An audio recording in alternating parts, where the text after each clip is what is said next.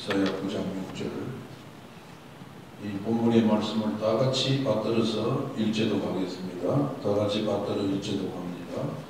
이사야 9장 6절 이는 한 아기가 우리에게 낳고 한 아들을 우리에게 주신 바 되었는데 그의 어깨에는 정사를 배웠고 그의 이름은 기묘자라 모사라 전능하신 하나님이라 영존하시는 아버지라 평강의 왕이라 할 것이니라. 아멘.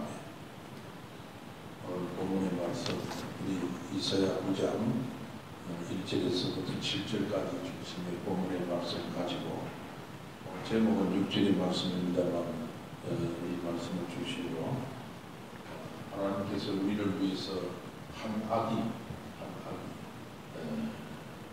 아기를 주시게 돼서 말씀을 전달하고자. 기독교 신앙은 적당히 비현실적이어야 한다 하는 신학자들의 얘기가 있습니다. 이 현실에 빠져도 안 되지만 또 초현실적이어도 안 되고 적당히 현실적이어야 한다. 이 현실의 거리를 두고 있으면서도 예수는 항상 현장에 따르고 왔습니다. 그래서 사람들을 따르고 왔습니다. 오늘 우리는 2020년 이 성탄절 예수님이 이 땅에 왜 오셨는가? 어떤 사람은 교리를 가르치기 왔다. 교사로 예수님이 잘 가르치는 그런 기능을 가지고 있었기 때문에 그걸 보고 예수님은 교리 가르치고 오실 분 아니냐. 그래서 오셨다. 일부는 맞고 또 틀린 점이 너무 많습니다. 물론 예수님은 요즘 말로 하면은 랍비, Great Master, 대선생으로서 그야말로 그 당시에 많은 율법사들 그리고 교사들을 강하게 만들고 그 하나님의 말씀을 율법을 선포와 설명할 때 많은 그 당시의 백성들이 존경과 두려움을 가지고 예수님의 가르침에 귀를 기울였을 뿐만 아니라 예수님이 권세 있는 사람과 같은 권세 있는 자와 같은 그런 가르침에 모두가 놀라게 된 것입니다. 그런 면에서 예수님은 교사의 기능이 있죠. 랍이라고 해서 그들 불렀으니까 그러나 그 일부이지 예수님이 교리를 가르치기 위해서 이 땅에 오신 분 아닙니다. 어떤 분은 말하기를 예수님은 이 세상을 확 뒤집어 놓기 위해서 바꾸기 위해서 왔다. 다시 말하면 정치 문제, 경제 문제, 그리고 인권 문제 이런 것들을 예수님이 완전히 바꾸기 위해서 오셨다는 것입니다. 세상의 질서를 바꾸기 위해서 오셨다는 말인데 예수님은 그렇기 때문에 오시겠습니까? 그렇지 않습니다. 또 어떤 사람은 예수님은 너무 억압 속에 살았던 이스라엘 백성 헬라의 말을 쓰면서 그들은 살았고 헬라 제국의 그 문화 속에서 그들이 살았고 정치적으로는 로마의 그 압제 하에서 살 때 너무 고통스러운 세월 정말 유대인들이 그 순환사라고 하는 것은 우리가 말로 다 할 수 없습니다. 고통 가운데 그는 구원자를 바라고 있었습니다.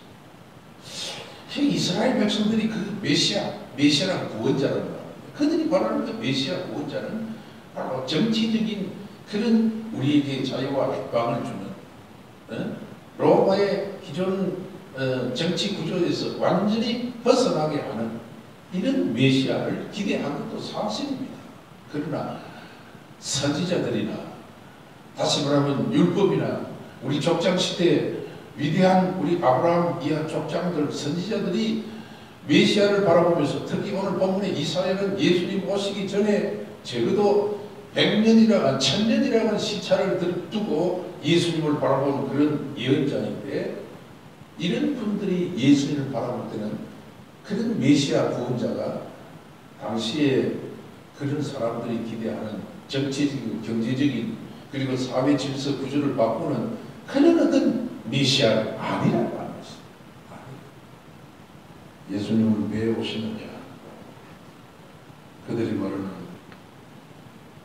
정의와 평등 공평과 정의. 예? 오늘 흔히 정치권에서 말하는 공평과 정의, 인권 문제. 그걸 해결하기 위해서 예수님 오시지 않았습니다. 그런 분이 아닙니다. 예수님께서 뜻이 하늘에서 이루어지 땅에서도 이루어지다 뜻을 얘기하니까 사람들이 그 뜻이 무엇이냐? 바로 인권, 평등, 정의, 그런 것을 말하는 것이다 하면서 왜곡하고 있는 것입니다. 여러분, 예수님은 이사야가 말하는 오늘 이 3절에 있는 말씀, 주께서 이 나라를 창성케 하시며, 이 나라가 어떤 나라입니까? 다윗의 왕권을 지향하는 나라입니까? 독립 이스라엘입니까? 아닙니다. 이 나라는 하나님의 나라를 가리키고 있습니다. 메시아 왕국, 주님이 왕이 되어서 다스리는 이 땅에 오늘의 말은 교회 왕국을 가리키고 있습니다. 네? 교회 왕국이 주님이 통치하시고 주님이 다스리는 나라, 킹덤 오브 처치, 킹덤 오브 갓, 이런 개념으로서 모든 사람들은 지금 다 공감하고 있습니다. 성경에서 말하는 이 나라는 하나님의 나라, 교회를 가리킵니다. 여러분, 교회를 창성케 하시고 예수님 오셔서 교회를 이렇게 세워주신다. 예수님께서 교회를 교회되게 해주시기 위해서 그 근거를 확실히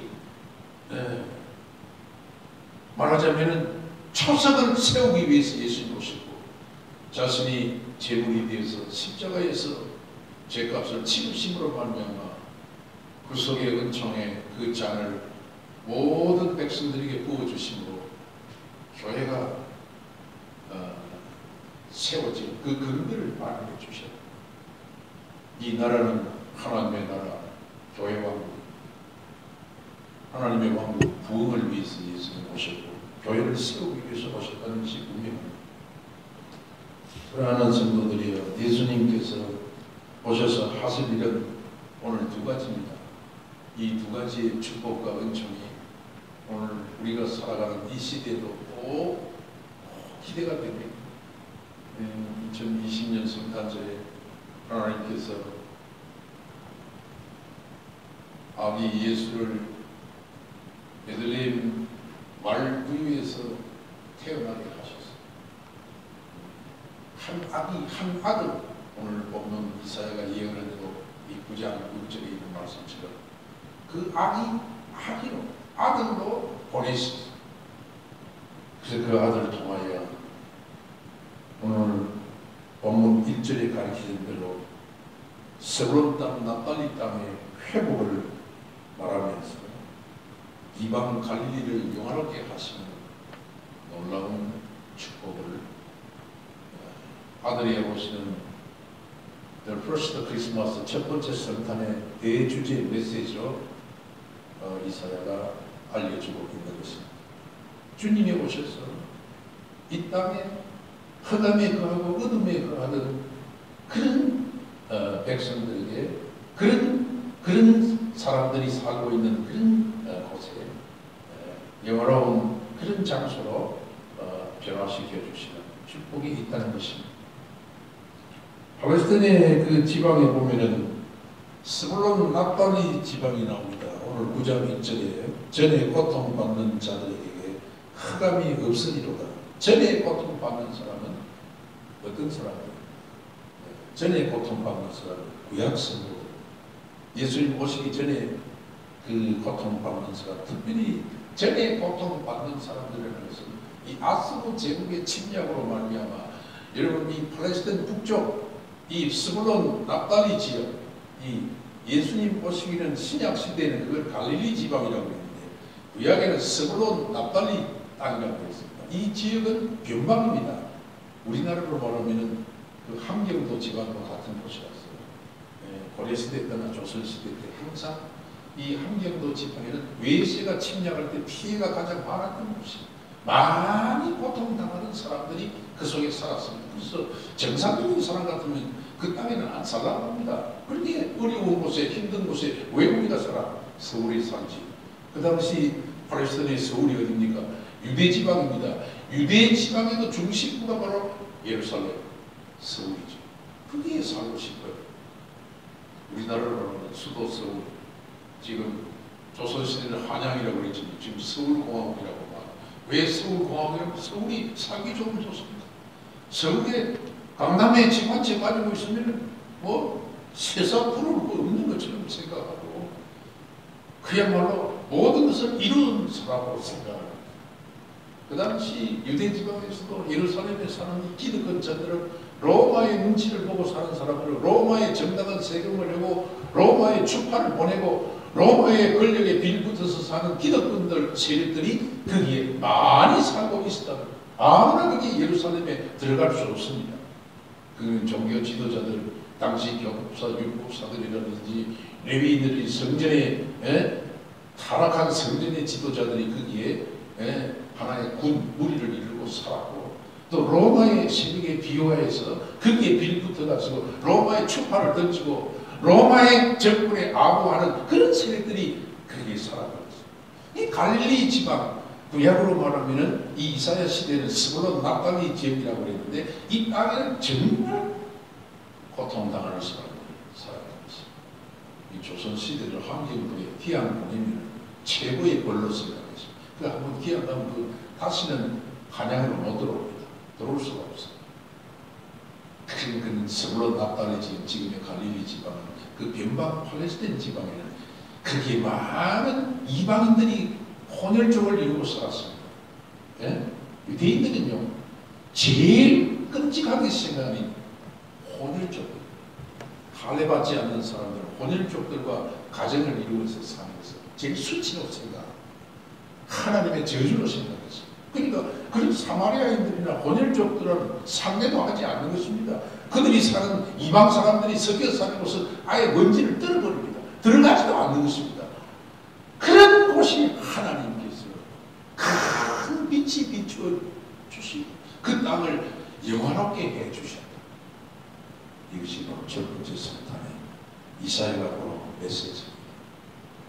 우리 주님이 오시고 큰 빛이 되신 주님이 그 어둠의 세력, 수치당하고 고통당하는 그 세력에 빛을 비추어 주셔서 영원롭게 해 주시는데 얼마나 감사한 일입니까? 우리 한국 교회가요, 우리 주님 때문에 혜택을 보게 된 것입니다. 120년 전에 이 땅에 큰 빛이 들어옴으로 말미암아, 복음의 빛이 들어옴으로 말미암아 이 땅을 영원롭게 해주시고 영광을 드러내게 해주시고 정말 우리에게 참 진정한 하나님의 은총과 복이 무엇인지 그 빛을 비추어 주심으로 일종의 우리의 운명이 바뀌게 해주신 것이 바로 오늘 1절 말씀에 갈릴리 지방을 이방의 갈릴리를 영원하게 해주셨다. 사랑하는 성도들, 우리 예수님 때문에 우리가 이 영광의 빛을 통해서 우리의 신분이 바뀌고 우리의 품위가 바뀌고 우리의 품성이 바뀌고 우리가 이 땅에서 고통당하며 살았습니다마는 우리 저주도 물러가게 하시고 모든 불명과 고통이 다 사라지게 하시고 우리가 참 자유함을 누리며 예수님 때문에 우리가 영화롭게 된 것 감사하시고 주님께 영광 돌리는 오늘 이 성탄절이 되기를 바랍니다. 예수님 때문에 특별히 은총 받으러 감사해야 됩니다. 저주받은 백성으로 남지 않고 하나님 섬기면서 살 수 있는 백성이 됩니다. 이제는 갈릴리안이 아니야. 예수님께서 갈릴리 사람들을 저주받은 백성이라고 하지 않았습니다. 여러분, 예수님 시대에 공적 그 사역이 3년 반 동안 주로 어디에서 이루어지느냐? 갈릴리지. 구약으로 말하면 오늘 보면 스불론 납달리지. 흑암의 권세가 누르는 곳이고 저주받은 곳이고 가장 고통당하던 사람들이 살았던 이방들이 섞여 살았던 그곳이 예수님의 복음 사역의 주 활동 무대였습니다. 예수님이 가장 귀하게 생각하고 이 갈릴리를 중심해서 갈릴리 해변가에 여러분 가버나움이라는 곳이 있죠. 네? 마태복음 4장 12절에서 15절까지 보세요. 예수님께서 이 이사야 9장 예언을 이루기 위해서 예수님께서요 40일 동안 금식하고 공생에 시작하기 전에 그 사탄에게 40일 동안 금식을 그 금식 후에 아주 공격을 받았습니다. 사탄의 마귀의 시험을 받았습니다. 예수님께서 그 시험도 물리쳤습니다. 물리치고 난 다음에 이 이사야 9장 오늘 이 예언을 이루기 위해서 어디로 가느냐? 갈릴리 지방으로 가서 갈릴리에서 거기서 거주하며 사시다가 마침 세례요한이 죽었다는 그 소식을 듣고 그 비보를 듣고 그 갈릴리를 잠시 떠나서 갈릴리 해변에 있는 가버나움 지방으로 가셨더라. 그렇게 거기에 기록이 되어 있습니다. 그 말미에 뭐라고 그게 첨언이 되어 있냐면 이 말씀은 이사야 9장 이사야의 예언을 이루게 하기 위하여 예수님께서 그렇게 행보를 옮기셨다고 기록하고 있습니다.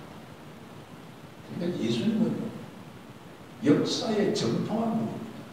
구약 율법을 다 꿰고 있는 분입니다. 그래서 그것을 이루기 위해서 자신의 사역도 자신의 행보도 다 구약의 그 율법의 그 근거를 해서 움직인 분이었습니다.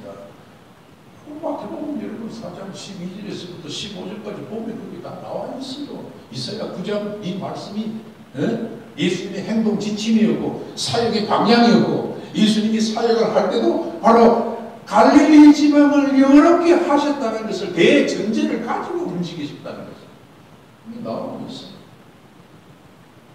예수님이 아니면 우리가 이렇게 신분 변화가 일어날 수 있겠습니까?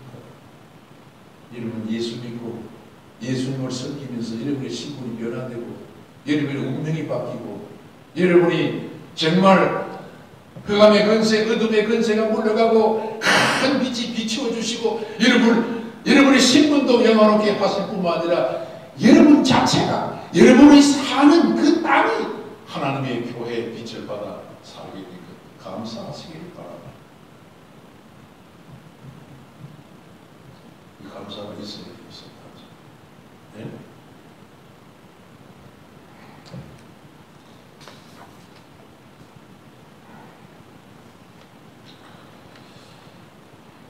여러분이 빛이 예수님이 큰 빛을 비춰주셨는데 이전에 사망에 그려진 땅 거기 그 아는 사람들이 빛을 보고 비친 그 빛을 보고 기뻐하고 일어나게 됩니다.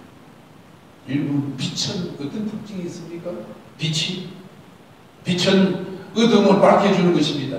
큰 빛이니까 놀라운 빛이니까 예수님이 큰 빛 자체가 되시는데 예수님이 성탄의 큰 빛으로 이 땅에 오셔서 어둠에 있는 백성들에게 빛을 비추어 주심으로 하나님을 보고 하나님을 깨달아 알게 해주십니다. 빛이 비추지 않으면 우리가 어떻게 하나님을 보고 예수라는 그 복음의 빛을 우리가 받지 않으면 어떻게 하나님을 알게 하십니까? 하나님을 알고 그 하나님을 우리들이 섬기며 고백하며 살겠습니다. 우리가 하나님을 알게 된 것, 하나님을 고백하면서 살아가는 것, 빛이 비친 결과입니다.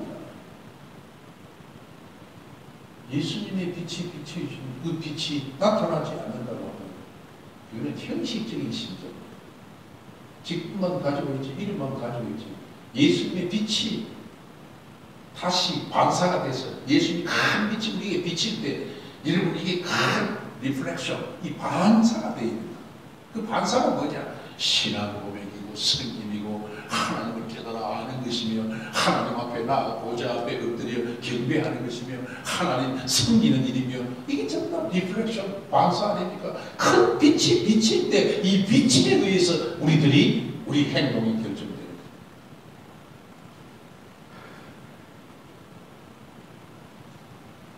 예수님 때문에 우리를 영화롭게 하시고 이방 백성인 우리 한국 복부도 한국 민족도 하나님의 백성들도 감사하시길 바랍니다. 족보도 우리가 없는데 이름 들어가지 우리가 무슨 족보, 아브라함의 족보에 들어갈 수 있습니까? 여러분들이 자다가 100번 깨어나도 여러분 이름이 아브라함의 족보에 들어갈 수 없습니다. 한국 사람들 얼마나 족보 타는 말이야. 그건 썩어 빠진 족보가 아니라 아브라함의 족보가 된다는 거예요. 믿음의 계보, 이 족보에 들어간다는 거예요.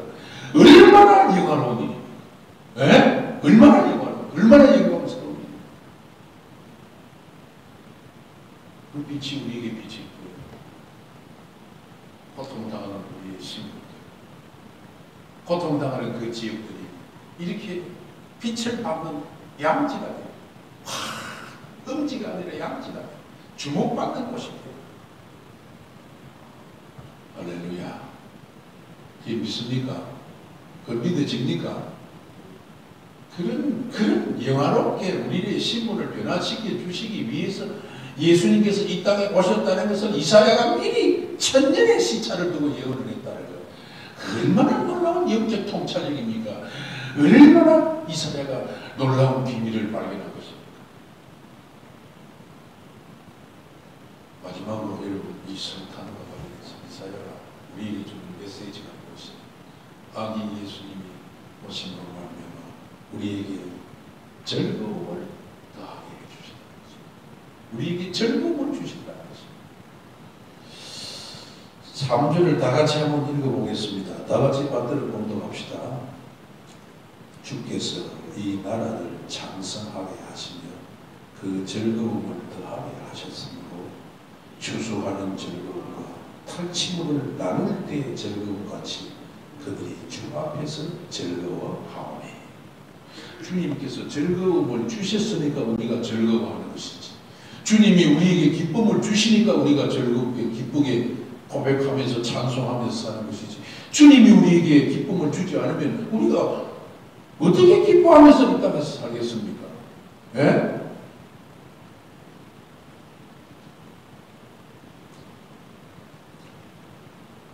이 세상은 참으로 어려운 국면에 처해 있습니다. 전 세계가 지금 이 코로나 저주 사건으로 말미암아 대충 세계보건기구 WHO가 발표하는 거 보면 110만 명 이상의 사망자가 생겨요. 110만. 미국은 21만 명이 넘었다는 거 아닙니까? 사망자. 제주입니다. 제주. 대재앙 팬데믹, 돌림병, 출애굽기에 나오는 돌림병, 전염병, 마태복음 24장 번역, 세상 말기에 나타나는 이 종말 징조. 저주입니다. 저주. 저주를 저주 안 하면 되는가? 하나님이 저주를 내리시는데 이 땅을 치리하는 방편으로 저주. 그런데 하나님께서 자기 백성들에게는 저주만 내리시겠는가? 하나님께서 자기 백성에게 저주를 내리시겠는가? 아니요. 오늘 본문에 보니까 즐거움을 더하게 하시고 당신의 나라를 참되게 해주시고 즐거움을 더하게 해주시고, 이 축복이 성탄으로부터 온 것입니다. 한 아기가 하나님의 아들로 이 땅에 오심으로 말미암아 그 구원의 빛, 큰 빛을 비추심으로 말미암아 우리에게 이 즐거움을 더하게 해주십니다. 성탄은 기쁨입니다. 성탄의 메시지를 바로 즐거움입니다. 예수로 말미암아 즐거움을 누리시기를 바랍니다. 즐거움을 더하게 해주셨다. 더하게, 더한다는 뭐냐? 플러스. 또 기쁨을 거기에 더 붙여주시고 또 거기에다 즐거움을 더해주시고. 우리 인생들은요, 이 땅에 살아가면서요, 기쁨과 즐거움이 매일매일 계속되기를 바랍니다. 그러나 세상에서 살아갈 때 사실 기쁨을 맛본다고 하면 세상적인 차원에서 별것 아니에요. 세상 사람들이 말하는 즐거움, 기쁨이라는 세속적인 기쁨인데 다 거기서 거기.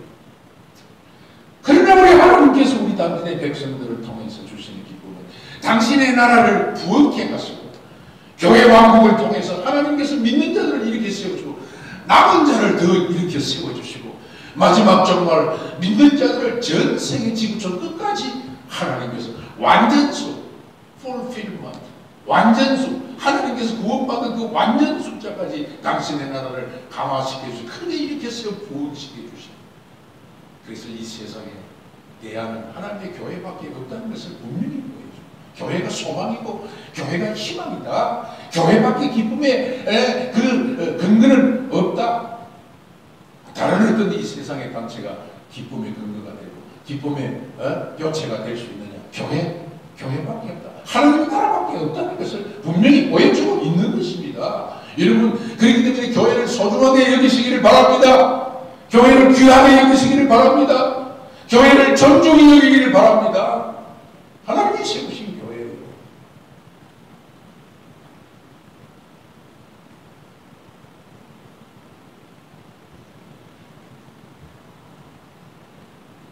교회가 왕성하게 해주시고 교회의 왕성함을 통해서 즐거움이 더 넘치게 될 것을 예언하고 있습니다. 오늘 이 코로나 전국에서 교회가 순환을 많이 당하고 있습니다. 잊지 못한 게 방역 지침에 따라서 우리가 25명만 들어오게 되어 있습니다. 국회는 뭐 25명 제한을 안 하더구만 내가 보니까. 기차 타고 가도 25명 제한 안 해요. 그러니까 지금 어떻게 자꾸 교회를 인식시키느냐. 이 모든 사회 메커니즘이. 교회가 이 전염병의 온상지다. 교회 가면 이런 위험 요인이 있다. 이걸 자꾸 각인시켜 줍니다. 그렇지 않습니다. 교회가 소망입니다. 교회가 희망입니다. 교회의 속성은 모임입니다. 에클레시아. 교회는 모여야 됩니다. 교회는 모여서 예배드리는 곳입니다. 교회가 모이지 않으면 그건 교회가 안 됩니다. 교회가 모이지 않은 단체는 교회라고 말할 수 없습니다. 교회는 모여요. 사도행전의 역사가 바로 사도행전 2장부터 교회가 첫 출발 모임에서부터 시작했습니다. 다락방에서 모여서 120명의 성도들이 모여서 집중해서 그들이 기도하기 시작했습니다. 그래서 교회가 만들어졌습니다. 교회를 하나님께서 세워주십니다. 거기에 강한 바람을 보내주셨습니다. 강한 불이 거기에 나타났습니다. 그래서 그들은 성령의 충만을 받아서 자기 나라만으로 방언을 하기 시작했습니다. 그것이 최초에 나타난 예수님의 복음이 전 세계 열방 교회를 향하여 퍼뜨려지기 때문에 하나님 단순하기 때문에 교회가 모이지 않으면 교회가 못합니다. 오늘 여러분 우리는 뭐 알아야 됩니다. 뭐니 세상 사람들이 그렇게 조장을 하고 교회가 온상이라고 그러고 교회 가면 큰일 날 것처럼 그렇게 자꾸만 바람을 넣는데 교회만이 여러분 세상의 유일한 소망입니다. 왜냐? 오늘 이사야 9장 3절의 예언이 바로 이루어졌기 때문이었습니다. 분명히 밝히고 있잖아요.